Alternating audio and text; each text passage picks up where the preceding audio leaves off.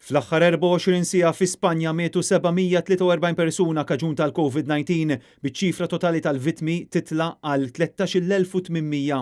L-aktar ċifri riċenti juru żieda ta' aktar minn 100 vittma fuq l-ammont tal-mejtin li tħabbru tnejn, xi ħaġa li qed toħloq tħassib kbir.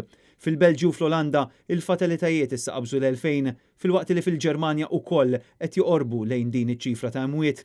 Fi żviluppi oħra l-Prim Ministru tar-Renju Unit Boris Johnson jinsab taħt kura intensiva fi sptar f'Londra wara li l-kundizzjoni tiegħu qalbet għall-ar u kien iddaħħal fl-Isptar St. Thomas il-ħadd filgħaxija hekk kif wara xartiem minn mindu nstab pożittiv għal COVID-19 is-sintomi baqgħu jippersistu fosthom sola u deni. Iżda matul il-ġurnata ta' tnejn Johnson qaleb għall-ar skont il-BBC il-Prim Ministru kellu bżonn jingħata l-ossiġnu minn hemmhekk ittieħed fit-taqsima tal-kura intensiva. Sorsi li tkellmu mal-istazzjon Brittanniku qalu li għalissa Johnson mhuwiex qiegħed fuq ventilator u l-Prim Ministru mhux mitluf minn sensieħ.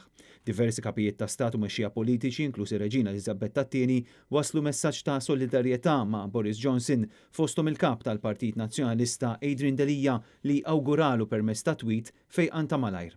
Ħafna mix-xogħol illi kien fidejn il-Prim Ministru Ingliż issa għadda fidejn is-Segretarju tal-Istat Dominic Raab.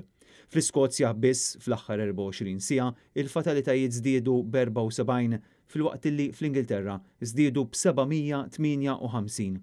Intant fl-Italja, il-gvern ta' Giuseppe Conte ħabbar pakkett qawwi ta' għajnuna għal fabbriki u negozji, pakkett li se jlaħħaq mal-400 biljun euro. Dan huwa pakkett bla preċedent, sostna Conte f'konferenza tal-aħbarijiet. Il-Prim Ministru Taljan saħaq ukoll illi flajt il-kbir ħadd m'għandu joħroġ mid-dar avolja se jkun temp sabiħ.